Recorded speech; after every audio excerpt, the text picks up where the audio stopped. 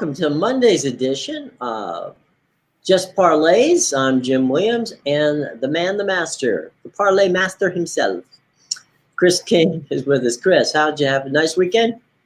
It was a good weekend, Jim. I mean, anybody that watched us Friday knew we talked about the games that took place Saturday, and we told you that Cincinnati and Buffalo were going to win, and both those teams ended up prevailing, though Cincinnati's game was probably a little more controversial than most people would have wanted. Still got their first playoff win in more than 3 decades. Hard to believe that, the interesting thing about that was, Cincinnati won their last playoff game that came after their playoff win back in 1990 was a loss to the Los Angeles Raiders. And I don't know if you remember, well, you probably do. That was the game where Bo Jackson injured his hip. Yep. And, pretty much derailed his career. Yeah, that was the one that absolutely ended his career. Yeah, and then the Raiders went on to Buffalo the next week and got absolutely obliterated, 51-3. Right. Of course, I have fond memories of that game because, the Raiders were sucking wind 2 minutes into the game. You got Bill Walsh going, I can't believe the Raiders are calling a timeout this early in the game. It's the first possession. It's like, yeah, well, that's kind of how it works sometimes. Sometimes you win, sometimes you lose, and sometimes it just happens. Those two teams have they have a bit of a history, not a long history, but they have a history. And, it was kind of interesting to see it. And I was quite pleased to see how well, they played. That to me, that was the cherry on top of the Sunday, was seeing how well Buffalo played in the case of the Bengals and their game. I thought that was an entertaining game. It was a bit disjointed, but it was entertaining. I thought of the games of the weekend, I thought that one, and then of course the Cowboys game was also to me were the two most entertaining. Well, the Cowboys, they can blame everybody that they want for the reason they lost that game. It boils down to 2 things, and we talked about it in the pre-show. It's the discipline factor. You get penalized 14 times. A bunch of them are stupid penalties that are pre-snap penalties.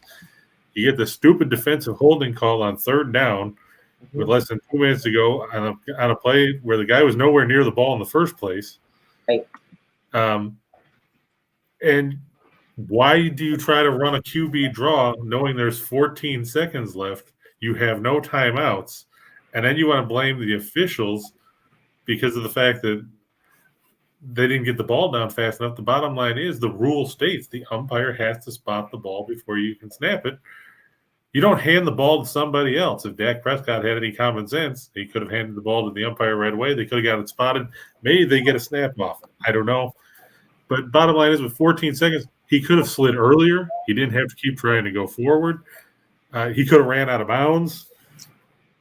But, Mike McCarthy and the Cowboys, they have nobody to blame but themselves into this one and going into the offseason. And you have to wonder, is Jerry Jones irritated enough where McCarthy might find himself in hot water? Well, let's realize that it's been 26 years since the Dallas Cowboys have participated in a championship game. Okay? Right. That's 2 generations. You consider a generation a 10-year span, right? So 2 generations of Cowboys fans do not know the last time they went to the Super Bowl was with Barry Switzer using a Jimmy Johnson team. Okay, so where Neil O'Donnell basically gave them the Super Bowl. Right. So basically, the divorce of Jimmy Johnson and Jerry Jones, purely because of ego, was really the demise of the Cowboys. And frankly, they haven't been the same since. And, that game yesterday was, we were talking, as we said in the pre-show, all you needed to know, and you and I were talking about this, is Jimmy G completed 3 passes in the second half, and they still won. That was it. That's all he got was 3 passes in the second half. Look, Dallas had numerous opportunities to win that game, long before we got to the end. And to sit there and blame it on poor officiating and all that other stuff is just another reason why so many people. I know there are a lot of people who like the Dallas Cowboys. There's an equal amount, if not more, people who don't like the Dallas Cowboys, and that's what you look at. You look at making excuses. I was very pleased. Look, Mike Tomlin is a class act, and last night when the game was over, they said, "Well, what about Ben? What about this? What about that?" He goes, "Let me just start with this."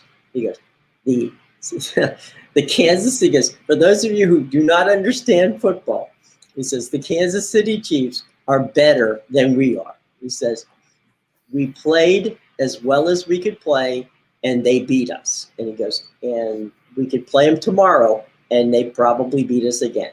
So he said, maybe not as bad, maybe worse. I don't know. He says, but I know this. They're good. We're not as good. And that's how he goes. So does you want to talk about anything about the game? Start with the fact they're better than us, and I'm more than happy to answer your question. So, well, I mean, as much as I don't like Bill Belichick, he did pretty much did the same thing after the game Saturday night. Right. But like we said yesterday in the Bucks pregame show with Ray, he must have known something wasn't right, because you have to remember in that game in Buffalo in December, Mac Jones threw 3 passes, and granted they looked like Steve Rogan passes with the way that they looked like helium balloons that got sucked up in the wind. Right. But he threw the ball 6 times on that opening possession alone. Right. And, the momentum obviously changed with the interception by Micah Hyde, who made a great play tracking that one down in the end zone, stealing it away from Nelson Aguilar. But after that, New England looked completely befuddled. They couldn't move the ball on offense. Their run game was completely blunted. I mean, Damian Harris, he ran wild on Buffalo in the regular season, but he only had 30 yards on 9 carries, and Stevenson had 8 carries for 27 yards. So, I mean, I don't know. Do you think Belichick changed his game plan, seeing how Buffalo moved right down the field in the first round and said, oh, boy, we're going to be in a track meet like Kelly and Marino had in the 90s? Or did he just think, well, this is what we have to do because they're going to throw a regular defense out there instead of a nickel and stop the run? Well, I think again we have to look at Josh McDaniel. I mean, Josh is the guy who calls the offense, and I think what happened there is he probably, to your point, he probably went over and said, "Hey, coach, let's open this up and see if we can do this." And look, you're going to find out early in the game whether Mac Jones is going to be able to beat you or not. And I think that was what they decided to do, is let's see, because, the Patriots are not the kind of team that can get behind and come back.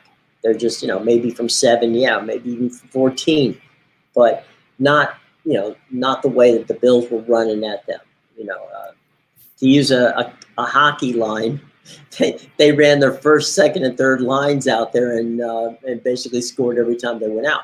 So, I mean, look at the statistical mashup that was in the way that those were fantasy numbers that the Bills put up on the Patriots. But I do think in Josh McDaniels' case, he probably wanted to say, that can we hang with them if Mac has to throw? And the only way to do it is to see. And I think he realized, because they've been kind of, I don't want to hesitate. I hesitate from calling it babying, or bringing him along, spoon feeding him. But I think they wanted to, work Mac Jones into the NFL rather than throw him in there and say, okay, all you have to do is, beat Buffalo, and we'll all be happy. I think the tough part too was, New England's defense was a top 5 defense, right, all season long. And Buffalo went through them like a hot knife through butter. And as you know, that weather was not conducive to much of anything. Yeah. But, if you look at the drives, 75 yards, 80 yards, 81 yards, 89 yards. They had the ball 7 times and scored 7 touchdowns. And then, the last drive was just 3 kneel downs. But if you look, they didn't turn it over. They were 6 of 7 on third down. And the only third down they didn't get was because Trubisky kneeled down to run the clock out. New England's defense couldn't get off the field unless special teams was out there to kick an extra point. Right. And you talk about Belichick, he's been around for seemingly 85 years of the NFL's history. Right. And now, he's had 2 games where the opposing team hasn't punted. They both come against the Bills in the last month. Right. I told Ray this yesterday. Belichick's 3 worst losses in his career came Saturday night, it came in Week 16 on Monday Night Football last year, and it came in the Lawyer-Malloy game back in 2003. The one thing in common, all 3 of those losses came to the Buffalo Bills. Well, Belichick's got a great track record against Buffalo. I'm not going to take anything away from him. But Buffalo's won 4 of the last 5 meetings between these teams now. Right. And the one loss was the one in the windstorm where they had a chance to win that one too. Yeah. So you have to wonder, what can New England do? Because now the power has shifted dramatically in the AFC East over the last couple seasons. Oh, for sure. And I don't think it's shifting back anytime soon. It's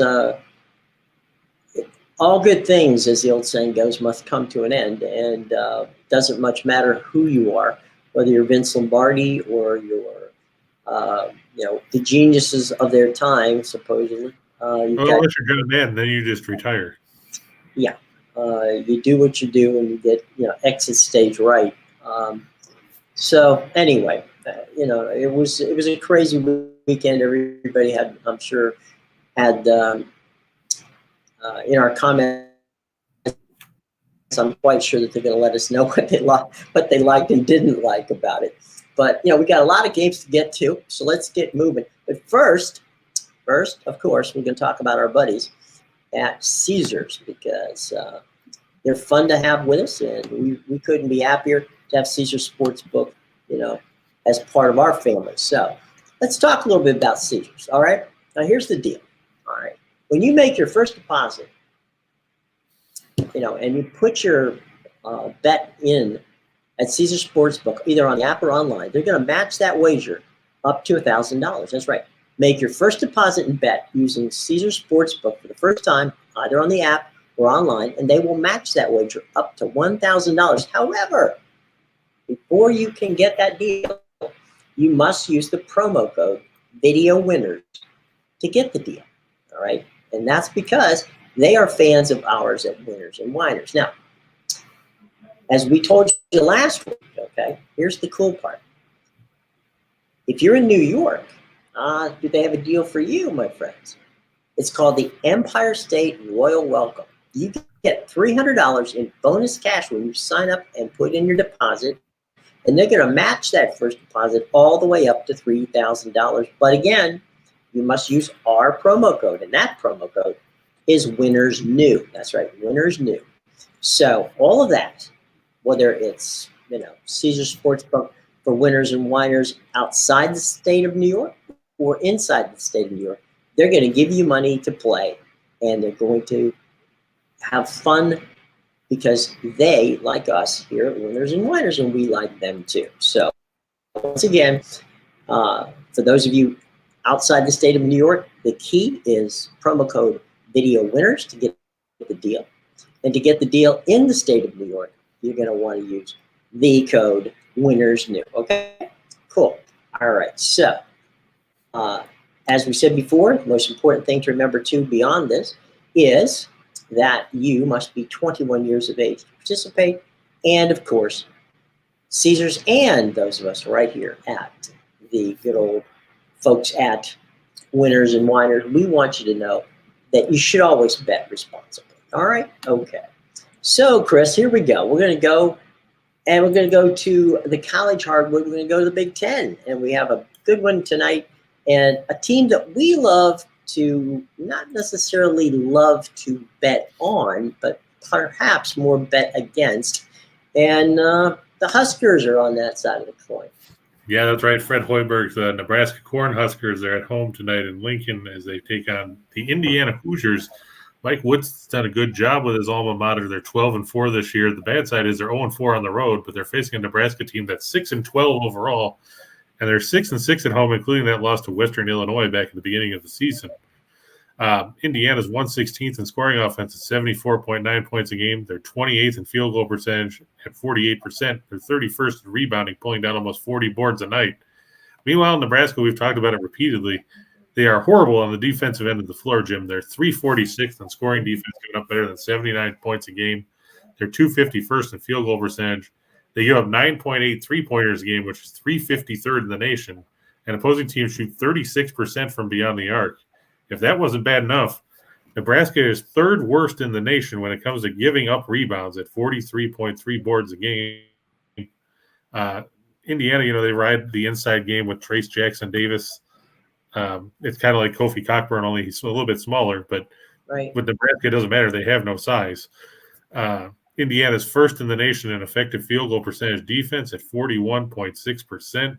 They are second in 2-point defense at 40.3. They're 27th in 3-point defense at 29.1. Indiana's 5-0 in their last 5 after an ATS loss. They're 4-0-1 in their last 5 against teams with a winning percentage below 400.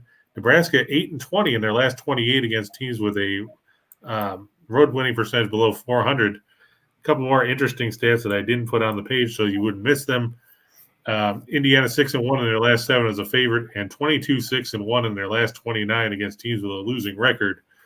For those of you that weren't with us Friday, Nebraska was on the road at the Mackey Arena against Purdue, and we told you that the Boilermakers would cover as a 20.5-point favorite. I know that seemed like a big number. Final score was Purdue 92, Nebraska 65. The Cornhuskers just have not looked good this season. You have to think Indiana can get their first road win of the year here as they take care of a Nebraska team that seemingly has no identity, and they're terrible on the defensive end of the floor. Yeah, and the Hoosiers, they're playing good team ball, which is emblematic of most good Indiana teams. But no, it's, as much as you'd want to say that Nebraska could pull this one off, I don't see it happening, not tonight. No, I mean, we've looked at Nebraska a lot of late. I mean, let's just look at their recent games. You look, Nebraska lost by 12 at Michigan State. They lost by 28 at Rutgers. And, well, Rutgers burned us earlier this season against Purdue. If you lose by 28 to a Rutgers team that's, probably middle of the pack in the Big Ten, I mean, the Scarlet Knights are 10-6. It doesn't do a whole lot for you. They lost by 10 at home to Illinois last week, where we told you Kofi Cockburn was going to eat them for lunch. And then they lost by 27 to Purdue. They're 0-7 in the Big Ten. They already lost by 13 at Indiana. In their 3 home games in conference play, Jim, they've lost by 35 to Michigan. They lost by 8 to Ohio State in overtime, and they lost by 10 to Illinois. I just have no faith in a team in Nebraska that likes to run but can't play defense. That's a problem. Hey, you know what? Let's go, as Horace Greeley once said, West, young man. We've got some good 2 of our favorite teams are playing out there this week. Yeah, at the Lawler Event Center. It's a Mountain West matchup. Our good boys, Jeff Linder and the boys from Wyoming, are 2-point underdog against Steve Alford's Nevada team. Wyoming's 12-2, Nevada 8-6. Wyoming's won 3 in a row. They just beat Utah State over the weekend in their first game after a 3-week layoff since the Diamond Head Classic. The Wolfpack have won 7-9. Nevada's 5-2 at home, but Wyoming's 4-1 on the road. And Wyoming is 69th in the nation in scoring offense. They average 77.1 points a game. They shoot the ball pretty well, 47.9% as a team. They average 9.1 threes a game, which is 54th in the country. Meanwhile, you're facing a Nevada team that is 315th in scoring defense. They're 349th by giving up 9.6 threes a game. They're 267th in 3-point field goal percentage defense and 226th in field goal percentage defense overall. Wyoming is 6-2 in their last 8 on the road against teams with a winning home record. They're 24-8 in their last 32 on the road. They're 22-8-1 in their last 31 after a straight-up win. That was so bad I put it in there twice. Nevada's 0-5 in their last 5 overall against the spread. Also, they're 0-4 in their last 4 after an ATS loss, and they're 0-4 in their last 4 as a favorite. Take the bucket and the Cowboys as Jeff Linder gets Hunter Maldonado, Graham Ike, and the boys a road victory in the Silver State. Right, in Reno.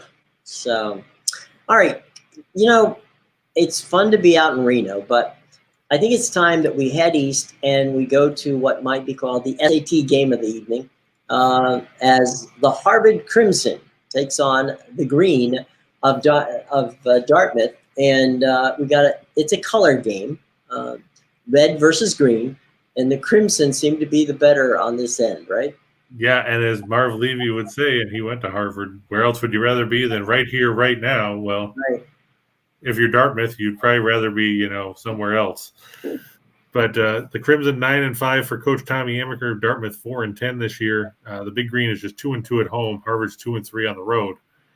Harvard has a big edge on the offensive end of the floor. They're 74th in scoring offense at 76.9 points a game. They don't turn it over a lot. 44th in turnover percentage. They're 136th in three-point shooting. Dartmouth is 268th in scoring offense. They only average just a hair over 68 points a game. They don't rebound well. They're 302nd in rebounding. They're 278th in field goal percentage. And they're 318th in shooting inside the arc at 44.7%. Just in case you thought Dartmouth's problems were just offensive, no, they're bad defensively too. They're 215th in scoring defense. Opposing teams shoot 45.1%, which is 295th in the country. They're 270th in three-point defense. They're 273rd in rebounds allowed per game. Harvard 5-1 against the spread in their last 6 on Monday. They're 6-2-1 in their last 9 after scoring more than 90 points. They're coming in off a 91-82 win over Columbia in the SAT game of the week the other day. Dartmouth 1-7 against the spread in their last 8 on Monday. They're 1-4-1 in their last 6 at home. Also, Dartmouth 2-6-1 in their last 9 at home against teams with a losing road record. They are 1-4-1 in their last 6 with a road winning or teams against with a winning percentage above 600. Let's face it, when you get to think about Ivy League basketball these days, you think of a couple teams. You think of Harvard, you think of Penn, you think of Yale. Mm-hmm. Nobody thinks about Dartmouth. And there's a good reason why nobody thinks about Dartmouth. It's because they're bad. Yeah, it's Harvard one. I'm surprised the line's that small. Yeah, it's interesting too because you're not going to see tempo in this game either. So they're not going to run up and down the court. These are guys that kind of plod along, and so it makes it might be a very difficult game to watch. Yeah, to put numbers to that, Jim, Dartmouth is 327th in tempo at 64.9 possessions a game. Harvard, they're a little bit better. They're slightly above average. They're 122nd at 69.6. But still, Dartmouth is going to try to take the air out of the ball, kind of like Dean Smith used to do the four corners where you could hold the ball for 11 minutes at a time. Right. But Dartmouth, they just don't have the weapons. Yeah. Well, let's head to the ice. Real quick before we do that, Jim, we have James who's asking about Murray State, asking if he thinks Murray State's overvalued. They whipped Belmont in a marquee matchup in the Ohio Valley Conference, 82-60 over the weekend. That game at Belmont. One thing to watch out for, I guarantee you, Belmont has February 24th circled on their calendars when they go to Murray State in a game that probably could decide the Ohio Valley Conference regular season title. Meanwhile, tonight, you're talking about Murray State, the Racers 14-2. They're facing an Eastern Illinois team that is 2-13 on the year. Their 2 wins came against non-Division I opponents. They've lost their last 2 games by 13 points each. They also lost to Ball State by 20. They lost to Missouri by 28. They lost to Evansville, who nobody is thinking about as a good team by any stretch of the imagination. They lost to Eastern Kentucky by 39. So, I mean, you're talking about losing to the Colonels. And, again, the Colonels, nobody thinks they're a great basketball team either. While 21.5 points seems like a big number, you have to consider that Eastern Illinois is second worst in the nation in adjusted offensive efficiency. They are worst in 2-point shooting at 40.2%. They only shoot 60.1% at the line. They turn it over 1 out of every 4 possessions, which is third worst in the country. They don't get offensive rebounds.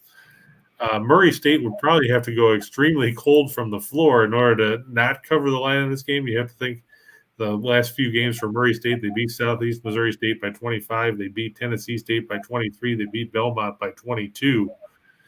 I don't think that they should have much of a problem putting away Eastern Illinois. And for those of you that are wondering, guess what? As a front game of a home and home, these teams will play at Murray State on Thursday night. So you can get two for one and watch Murray State beat the crap out of Eastern Illinois. So by the end of the week, the Racers should be 6-0 in the Ohio Valley and 16-2 overall. I would expect them to win probably by at least 25 points. Okay, fair enough. All right, now can we go to the ice? Yes, now we can. I just wanted to make sure we didn't miss that one. No. We always want to take care of James. He's a good guy. We like him following us. James, continue to ask questions, man. Yeah, so we'll go to the ice. We're going to go to the UBS Arena out there in Elmont. The Islanders a favorite over the Flyers. Philadelphia 13-7-7 this year. The Islanders 11-13-6. The Flyers are 7-9-4 as a road team this year. The Islanders 5-6-3 at home as they've finally started to figure things out. Islanders 4-1-1 in their last 6. They lost 2-0 to Washington Saturday night. Meanwhile, Philadelphia 0-5-2 in their last 7. Things not going well for the City of Brotherly Love boys. The Broad Street Bullies kind of toothless at this point. The Flyers average just 2.05 goals per game on the road while giving up 3.1. The Islanders only give up 2.43 goals a game on home ice. It's supposed to be Carter Hart, 7-12-4 with a 294 goals against and a 911 save percentage in net for Philadelphia against Ilya Sorokin, 9-7-5, 243 and 925 save percentage and 3 shutouts. Interestingly enough, these two teams will meet tomorrow night in Philadelphia, where you'll probably see Semyon Varlamov and Martin Jones in net. But as Jim would say, that's a game for another show. Right. The Flyers 3-13 in their last 16 after scoring 2 or less in their last game. They're 1-6 in their last 7 as Metropolitan Division teams. The Islanders are 5-0 in their last 5 as a favorite. And just in case you were really worried about Philadelphia winning this game, let me throw a few more things out at you. The Flyers 1-10 in their last 11 when their opponent gives up 2 or less. They're 0-4 in their last 4 on the road. They're 0-4 in their last 4 as a road underdog. They're 2-7 in the last 9 meetings between these teams on the island. And they're 0-5 in the last 5 matchups between these two teams. Jim, when those numbers are not in your favor, they're really not in your favor. They're not in your favor. I will say this. I did see some of the game against the Capitals on Saturday. Barry's got his team playing pretty decent defense. There were more than a few goals that could have easily been a 4 or 5 goal differential, but they did a pretty good job of choking things off and losing by, when you look at it and say, well, they still lost. Well, yeah, they did, but it could have been a whole lot worse than it was. And so yeah, I think that the Islanders are starting to get their defense right. If they could figure out how to score, they'd be dangerous. Yeah, that's the big issue. They got to find a way to light the lamp with some consistency. But the Flyers aren't a big scoring team either. So, this would be like a 1-0, 2-1, something like that. I can't imagine. Yeah, 2-1, 3-1 maybe, because you maybe get an empty netter. Sure. So it's going to be something like that. Definitely the under on this one. But, yeah, the Islanders are playing, and they actually played well. That was at the UBS Center. And, they've been finding their sea legs there. Now, if Barry can just get them to score some points, they might, the second half of the season for them might be a much better result. Yeah. So we go from here to Seattle. The Kraken. Yeah, this game coming to you from the Climate Pledge Arena or whatever it is they call it up there. I just remember when it was the Key Arena, The building. Yeah. The Supersonics played there, but right. The Blackhawks, they're actually an underdog because Seattle's going off at -115 as of earlier today. Chicago 15-18-5, Seattle 10-23-4. Seattle 6-12-2 at home. The Blackhawks 7-11-2 on the road. Seattle, they're 0-8-1 in their last 9. They haven't won since December 14th when they beat Anaheim. Chicago has somehow won 4 in a row. I don't understand it either, so don't be surprised. The Kraken gives up 3.65 goals per game, which is second worst in the league. That goes to 3.75 goals per game on home ice. Marc-Andre Fleury, 13-11-2 with a 273 goals against, a 915 save percentage, and 3 shutouts will take between the pipes for the Blackhawks against Philippe Grubauer, who is 7-15-4 with a 337, 880 save percentage for the Kraken. Let's not overlook the fact that this probably could have been a Chris Dredger start, but he's in the COVID protocol, so I feel bad for you Kraken fans that have to watch Grubauer probably stink it up again. Like we said, the Blackhawks 4-0 in their last 4 overall. They're 8-2 in their last 10 against teams with a losing record. The Kraken are 0-8 in their last 8 against Central Division opponents. They're 0-8 in their last 8 at home. That's right. They have a total of no points in their last 8 home games. And they're 0-6 in their last 6 when the opponent allows 2 goals or less. Just to add insult to injury, the Kraken 3-15 in their last 18 after scoring 2 or less. They're 1-6 in their last 7 as a favorite. They're 0-4 in their last 4 as a home favorite. The Blackhawks already beat Seattle 4-2 earlier this season. I look for a similar type of score here. Chicago makes it 5 straight wins. They'll probably, shut down the entire city to have a parade, given how badly the Blackhawks have played the last couple of years. And especially after the whole fiasco with, Stan Bowman resigning and, that whole Adam Beach situation. But look for the Blackhawks to make it 5 straight wins as they take care of the Kraken on the road.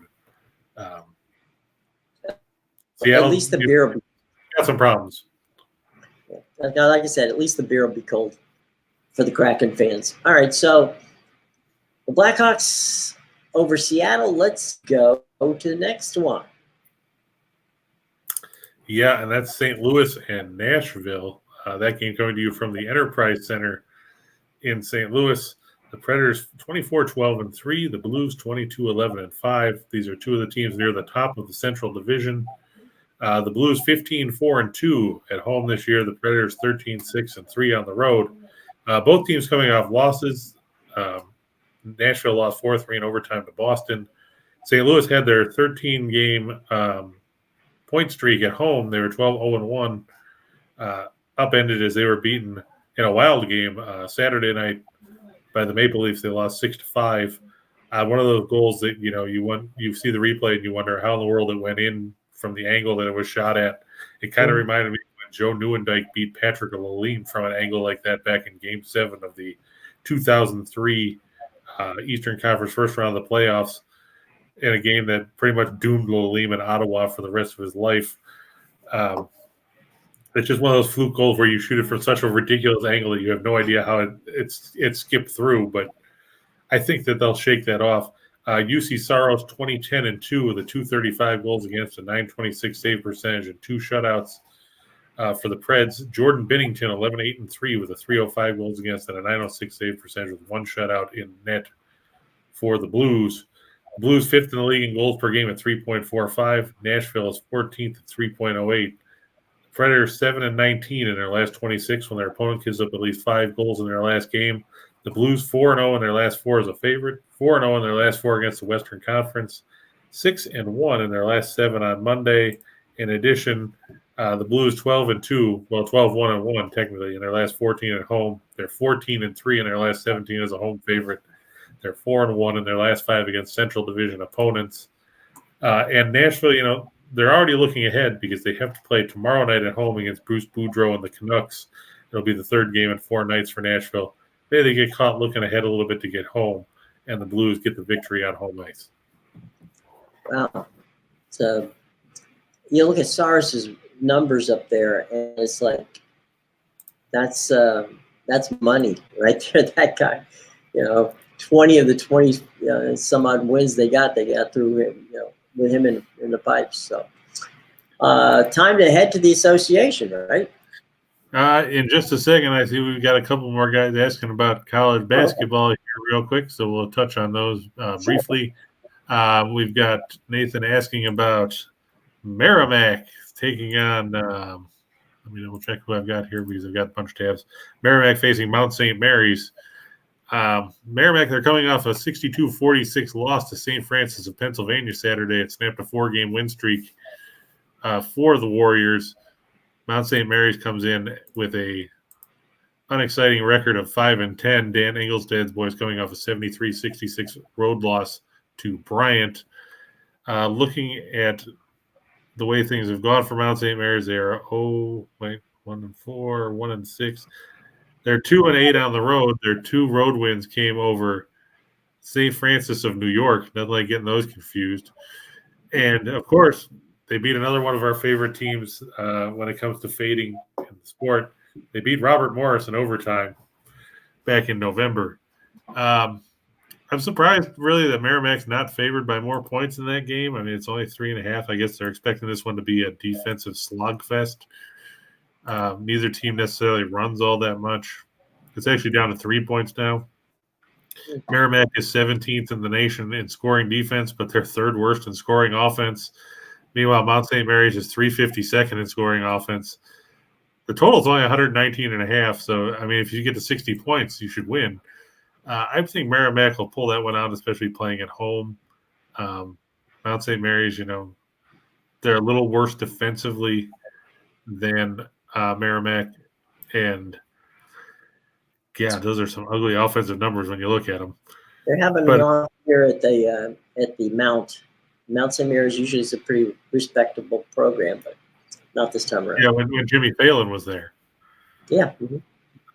But, I just look at the numbers and, Mount St. Mary's – it's a good thing Mount St. Mary's plays at a slow pace, because if they actually played at any kind of tempo, their numbers would be horrible, because you look at their defensive metrics, and they are 326th in field goal percentage allowed. They're 300th in three-point defense allowed. And opponents shoot 77.7% of the line against them. So if they played at, say, an average tempo, their defensive scoring defense would be horrible. I would take Merrimack minus the 3. As for Charlotte, Florida Atlantic, I mean,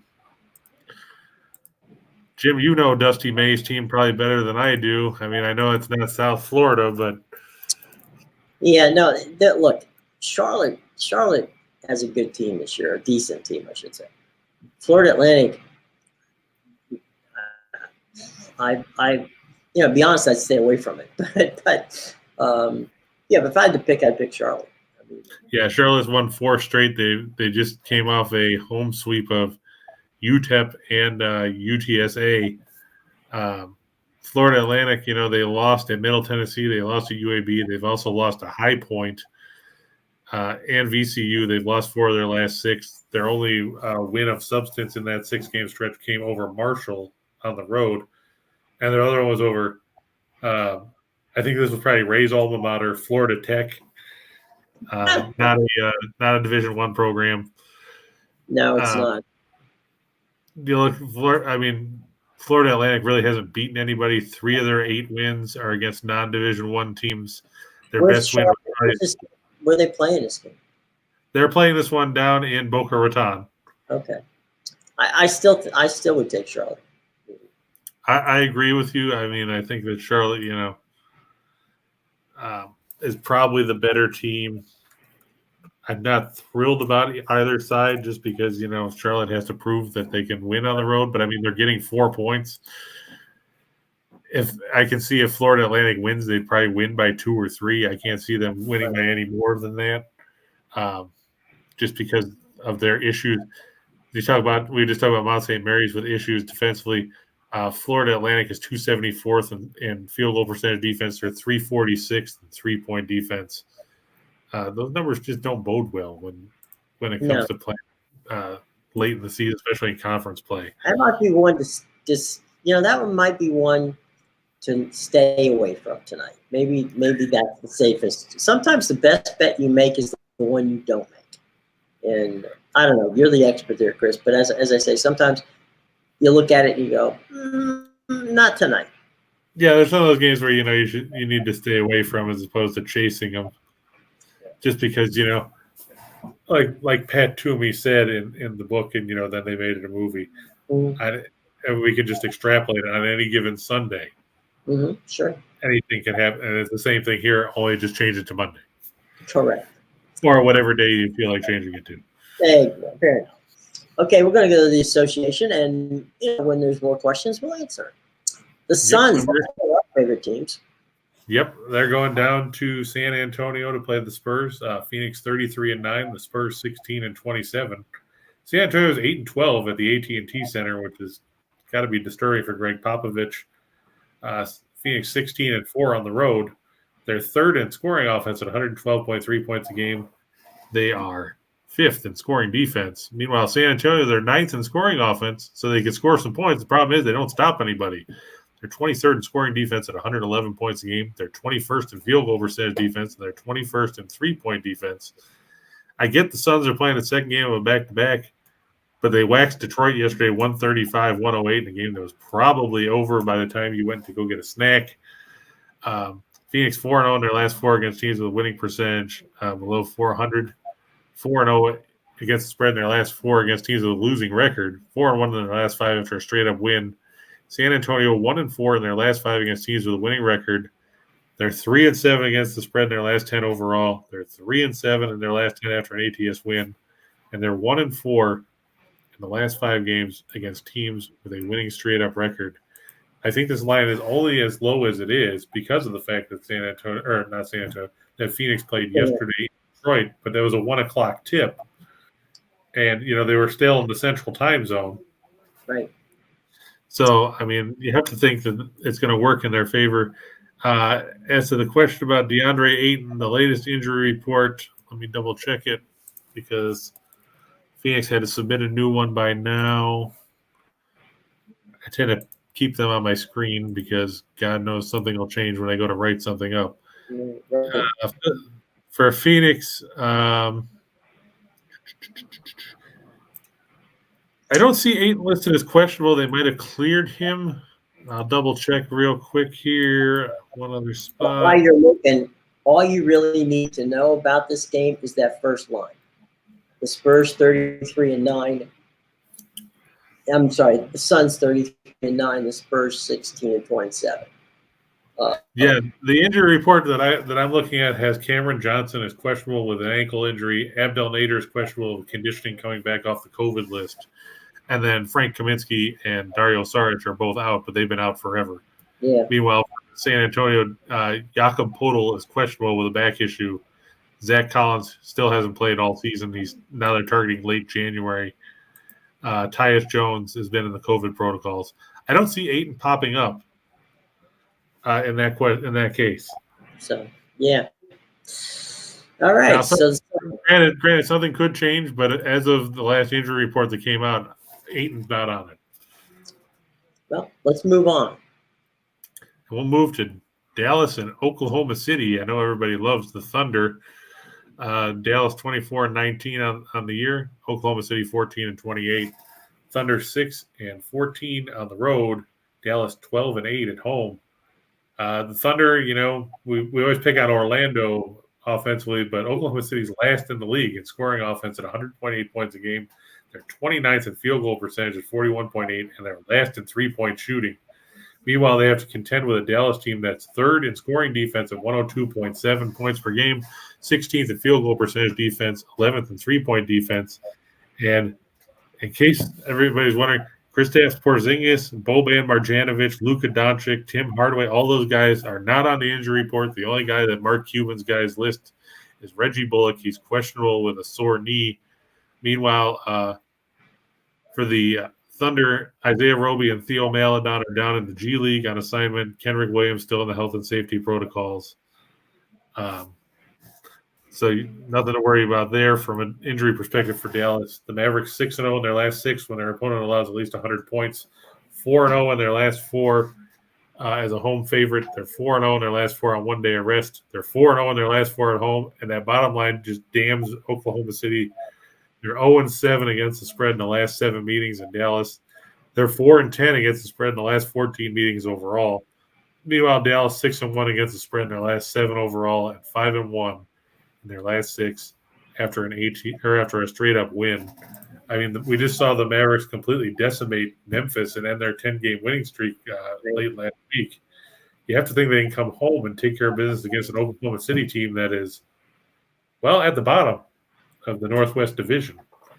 For good reason. Yeah, and they just can't score. There you go. All right, let's move on. All right, we're going to move down to Yeah. Havana in the Peach State there. The Bucks favored by 6 over the Hawks. Bucks 27-18, the Hawks 17-25. Seems like all that good stuff they had last year after Nate McMillan took over when Lloyd Pierce was fired went down the drain. The Hawks are 8-11 at home. The Bucks are 13-10 on the road. Bucks are 7th in scoring offense at 111.6. They're 16th in field goal percentage. They're 7th in three-point shooting. Below for the Hawks are expected to be -2 starters as Clint Capella is out with an ankle injury. Bogdan Bogdanovic out with a sore knee. As Charles Barkley would say, you'd take the bigger Bogdanovic if you're trying to talk about Bogdan and Bojan. Meanwhile, for the Bucks, Brook Lopez, of course, he's out after back surgery. He's played just one game all year. Jrue Holiday expected to miss the game again with a sore ankle. Langston Galloway's in the health and safety protocols for the Bucks. But, I mean, let's face it, the Hawks are horrible on the defensive end of the floor. They're 25th in scoring defense, giving up 112 points a game. They're 28th in field goal percentage defense. They're 26th in three-point defense. And look at that next line, guys. 0-11 against the spread in their last 11 at home. Not only are they sucking overall, they can't cover a line at home. 0-11. That's Orlando-type numbers. Orlando-type numbers. That's just, you can't get any worse than that. They're also 0-5 in their last 5 overall, 0-4 in their last 4 after an ATS loss. If you want more bad numbers about the Hawks, they're 0-4 against the spread in their last 4 at home against teams with a winning road record. They're 0-5 in their last 5 after giving up at least 100 points. They're 1-5 against the spread in their last 6 against teams with a winning record. I don't know what else I can tell you about Orlando. Not Orlando. Sorry, Yeah. It's Orlando North. Right. I can tell you about North Orlando to point out how bad they are right now. Yeah, that's what we've already done. Oof. All right, I'll tell you what. After a game like that, we got to go to the first ever Monday night playoff football game. Right. And that's going to be between the Cardinals of Arizona and the Rams of Los Angeles. And you got the Cardinals taking some points against the Rams. Right. And I mean, let's start off with what happened in Week 18. Both teams had a chance to clinch the division title, but the Rams blew a 17-0 lead and lost to San Francisco in overtime. They got the 49ers in the playoffs. Mm-hmm. I'm sure Dallas is thrilled about that. Meanwhile, the Cardinals blew their shot at a division title because they lost 38-30 to the Seahawks. At home. At home, yeah. Which, as Jim would tell you, that's a damning indictment for the Cardinals. They were just 3-5 at home this season, but they were 8-1 on the road. Right. Interesting stuff about the Rams. They won't have Taylor Rapp or Jordan Fuller, both their starting safeties. Fuller's on IR. Rapp couldn't clear the concussion protocols. So what did the Rams do? They went and got Eric Weddle out of retirement. What? Was Jack Youngblood too busy? Eric Weddle, huh? Yeah, they signed him out of retirement the other day. Okay, yeah. But, I mean. I guess Ed Reed was busy. I guess Fred Dreyer couldn't. He was too busy probably filming some TV show or something. Right, wow. So both those teams struggled down the stretch. The Cardinals were 4-6 in the last 10 games after a 7-0 start. These teams split their 2 meetings this year. They each won on the road. Now, the Rams won the most recent meeting 30-23 on December 13th. But don't forget, the Cardinals went into SoFi Stadium back on October 3rd and took a 37-20 beatdown of the Rams. Like we said, the Cardinals 8-1 as the visiting team this year. You figure it out because nobody else can. The Rams 5-3 at SoFi Stadium. Cardinals 5-0 against the spread in their last 5 after allowing more than 150 yards on the ground. They're 18-6-3 in their last 27 as a road underdog. They're 18-6-2 in their last 26 on the road. The Rams 1-5 against the spread in their last 6 against teams with a winning record. They're 1-5 in their last 6 after an ATS loss. And I guess the scariest thing, Jim, is the Rams 1-4 against the spread in their last 5 playoff games at home. I can understand being that way on the road, but I mean, you're talking about in your own building. You're not winning and covering the line. Also, one other random stat for you: the road team has gone 5-1-1 against the spread The last 7 meetings between these teams. Ugh, that's I don't know. I mean, it's the Cardinals. You got to think the Cardinals have got that got a good chance of winning tonight because they've just been money on the road, and the Rams. You know, when you lose at home, like they've lost at home, this looks like one of those games where neither team wants to play at home. I think they're looking for a neutral site. Yeah, the latest injury report shows Chase Edmonds is probable for the Cardinals. James Conner questionable. He's still going to be dealing with that heel injury. Even if he's limited, I mean, he's as they said during the broadcast of that Seattle game. James Conner has been in the end zone a lot. I thought that was really enlightening commentary. Right. When you're running 2 and 3 yards, it's not a long distance to get there. Right. J.J. Watt, I don't know if he's going to be activated tonight or not.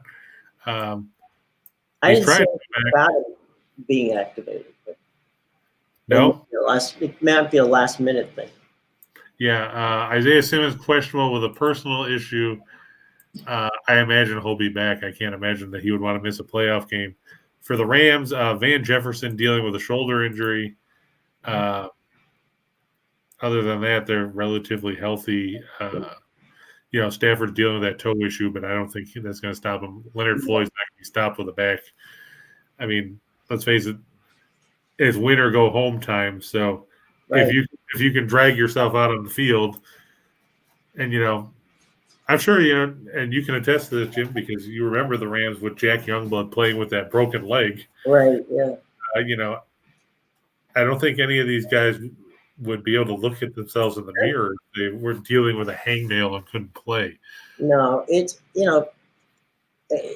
the funny thing is you've got 2 teams here who have, for whatever reason, not been able to seal the deal, and so one of them is going to advance to the playoffs tonight. Something that neither of them have been able to do, in recent memory. So it's going to be. To steal the line from Charlie Jones, just tweaking the words, the winner goes to Tampa Bay. The loser goes home. In this case, the loser would be home. So we'll see. All right, tell you what, before we go to the 2 for the money and the rest of our fun stuff, let's go and talk about our buddies at Caesars one more time. And that's Caesars Sportsbook. And you know what? Here's what they've got for us, okay? Now, you make your first deposit and your first bet using Caesars Sportsbook or their app. They're going to match your first wager up to $1,000. That's right. But you must use the promo code Video Winners to get that deal because they're fans of us here at Winners and Whiners. So make your first deposit and bet using Caesars Sportsbook app or their online portal, and they're going to match that first wager all the way up to $1,000. Now, for those of you in New York, they have what they've got calling the Empire State Royal Welcome. You get $300 in bonus cash on sign up. Plus, they're going to match your first deposit all the way up to $3,000 if you use the promo code Winners New. That's Winners New. So whether you're in New York or not in New York, Caesars, because you're fans of ours at Winners and Whiners, are going to take care of you. So check our show box below. All the information is down there. And as we always like to tell you, first of all, you must be 21 years of age to participate, and also always gamble responsibly. Okay? All right. So we're getting ready now. We're going to go from our buddies at Caesars Sportsbook. We're going to move up to 2 for the money, and let's see what we got in our parlays for tonight. Yeah, like we said at the beginning of the show, Jim, Indiana over Nebraska. I know that Indiana hasn't won a road game this season, but Nebraska doesn't scare anybody. 6-12 overall, 6-6 at home. They haven't really beaten anybody of substance. Meanwhile, they've been drubbed on their home floor, and they're coming off that 27-point loss to Purdue the other night. You have to think the Hoosiers will take that one comfortably as they beat up Nebraska inside, just like everybody else does. Mm-hmm. The Islanders over the Flyers. We talked about the Islanders have gone 4-1-1 in their last 6. The Flyers are 0-5-2 in their last 7. These two teams will play again tomorrow night in Philadelphia at the Wells Fargo Center. I expect the result will probably be the same. The line will be different. You have to think that Philadelphia might not be as badly bad of a underdog at home, but I still think that the Islanders will win tonight and probably tomorrow night as well. The Blackhawks we talked about, they've won 4 in a row. The Kraken are 0-8-1 in their last 9. I know they're an expansion team. Everybody wants to give them a pass, but we've seen expansion teams do well. Just look at Vegas. Right. So look for the Blackhawks to make it 5 straight, and the Suns minus 4.5 over the Spurs. I know the Suns are playing the second game of back-to-back, but they're playing a San Antonio team that has a 400 winning percentage at home.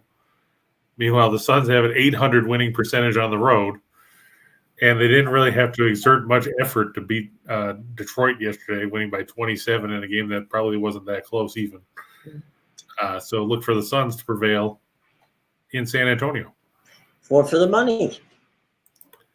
Yeah, we got I'm actually, I didn't want to lean with a side on here. I'm going to go with over 50 points, which is what the line is, or the total is. If you look, the 2 meetings this season, we saw them combined for 57 and 53 points. If you go and look at their recent matchups, 4 of the last 5 have gone over the number. The only one that didn't was an 18-7 game in a meaningless contest last year at the end of the regular season. But you look at some of the other matchups, we've seen 55, 66, 57, and 53 in the other 4 meetings. You have to think neither defense has been overwhelming down the stretch. The Rams get by on pressure, but they don't necessarily have a ton of success when it deals with a mobile quarterback. Both these offenses were top 10 in the league in total yards. The Rams were 8th in scoring offense. The Cardinals were 11th. You have to think that this one will end up over that mark. In addition, we said Harvard over Dartmouth in the color game, or if you want to call it the SAT game of the week, whatever works. The Blues over Nashville. I just think Nashville is going to be looking ahead to playing Vancouver tomorrow night. They'll get caught a bit off guard. St. Louis plays very well at home. And Wyoming, -2 on the road, or that's actually should be +2. That was a typo on my part. +2 on the road over Nevada. Jeff Linder, he's done a great job over there, taking over after that last season. And, Nevada, they're horrible on the defensive end of the floor. And Steve Alford, the last thing you want to do if you're Steve Alford's team is try to get in a track meet with a team like Wyoming that'll bury you with 80-plus points in a heartbeat. Take the bucket. Take the Cowboys. Enjoy the fun. There you go. All right, here we are at the last part of our show where we give you a whole bunch of opportunities and options. And Chris, why don't you hit it with our wonderful close deal here? Right, like Jim said, you can take 2, take 4. If you want to mix one of these in with the stuff we put up before, you can do that too. Basically, it just boils down to whatever you want to go with. I'm going to start with in the Summit League, Kansas City -8 over Denver. Those of you who have been with us for a while, you know that we've talked about Denver losing to Ottawa University of Arizona at home earlier this season. Everybody's still surprised to know that there is an Ottawa University or that there's 2 campuses, the other one being in Kansas. This next one, it's a Pac-12 matchup. Arizona State -2 over Utah. Utah's 0-5 on the road. Arizona State isn't great either, but they're at home at least, and they've gained a little bit of momentum of late. I think, I'm wondering if I'm Craig Smith, am I regretting that I left Utah State to go to Utah, knowing that now I'm 1-6 in the Pac-12. I've lost 5 in a row. 4 of those were by double digits. 2 of them were at home. And now I have to go to Tempe and face Bobby Hurley's team, who, don't get me wrong, nobody's impressed with either. That'd be a nice trip other than that. It's a nice campus. And, it's a beautiful campus at Arizona State. So. Trip So to there's Tampa, that. not that bad. But if I'm Bobby Hurley, I'm wondering, how long are they going to of a leash are they going to give me when I'm 5-9 and 1-3? I just think they're playing at home, given Utah's road struggles, that the Sun Devils should prevail in that one. Drake -2 on the road over Southern Illinois. The Bulldogs, a very good team. The Salukis, I'm just not sold on. They're inconsistent. On the ice, that's right. It's a first, folks. We're going to take the Arizona Coyotes to win a game. That's not a typo. They're favored at home against, they're okay, never mind. They're playing another doormat. That's right. They're facing the Canadians. Nobody likes them. Montreal is a train wreck mixed with a dumpster fire, sprinkled in with Chernobyl, and then, throw out some blood diamonds. And that's basically the Canadian situation. They have no players. They have no goaltending. Their coach is terrible. They're on the road. You got a San Francisco, Los Angeles situation here coming up with the Sharks and Kings. Yeah, and I like the Kings. I believe that game's at the SAP Center in San Jose. It is. I like the Kings. They played some good hockey of late. They pushed themselves into a playoff spot. Meanwhile, San Jose, they're just too inconsistent. They're only 10-8-2 on home ice. James Reimer, I think, is supposed to get the start against Jonathan Quick, but I just like the way the Kings have played. They played good hockey. They're fourth in goals against. San Jose is 19th in that category. So, in a game where neither team is big offensively, you have to give the edge to the better goaltending team, and that's the Kings. The Penguins, Vegas, that'll be another entertaining matchup. That one coming to at the T-Mobile Arena. I like Pittsburgh. Tristan Jerry has played well in net. Vegas, they've been up and down of late. They struggled. They struggle sometimes. I think they're still trying to figure out their blue line. They had some issues with COVID. I like the Penguins to prevail. This is also not a typo. Portland -2 on the road over the Lakeland Magic. Right. Should have C.J. McCollum back tonight. They won't have Damian Lillard. Orlando, what can you say about a team that is – are you ready for this, folks? The Magic are 8-36 on the season, but 6 of their wins have come on the road. Orlando is 2-15 at home. Now, Portland isn't any better on the road. The Trailblazers are 3-14. But I just like the Trailblazers a little bit better than I like the Magic in this one. I'll give the 2 points, and I'll take Portland to get the win. Like we said, the Bucks over the Hawks. We talked about that already. Atlanta 0-11 against the spread in their last 11 at home. That's just a putrid number to look at. Toronto +3 over Miami. Kyle Lowry not expected to play for the Heat against his former team. Bam Adebayo is questionable, so there is that. And then finally, the Cardinals +3.5 over the Rams. Nathan is saying he likes the Grizz over Chicago. Yeah, Zach LaVine, I believe, is out. They were saying that he was going to be questionable, but I think that they ended up ruling him out as he's trying to come back from that knee injury. Also out, Lonzo Ball, Alex Caruso, Tyler Cook, Devin Dotson, Javonte Green, Derek Jones, and Patrick Williams. Dylan Brooks is obviously out till late February with that ankle sprain. Yves Pons and Killian Tilly, both in the protocols for the Grizzlies. But, yeah, with Chicago missing so much firepower, you're putting a lot of pressure on DeMar DeRozan and Nikola Vucevic. Not to mention Kobe White's going to have to step up. I think that, if LaVine was playing, it'd be a different situation. It would be a closer game, but I think that Memphis playing at home should pull that one out. The Bulls have to be kicking themselves after letting that game Saturday night against Boston slip away by giving up the last 8 points after they led by 6 with under 2 minutes to go. There you go. And the final thing on there, you've got, of course, the Cardinals and the Rams. The Cardinals are the points over the Rams. Yeah. So, all right. So, Matt, do we have any more questions before we leave today? Yes, I think everybody's asking where they can send us money because they like us so much. Well, that's very kind. Chris will give you his PayPal account, and you'll just go ahead and send it to him. And James said, you're doing your job, Jim. He's telling people to hit the like button. Hit that like button. Smash it. Go ahead, James. Hit it a couple times. We'll take it all we can.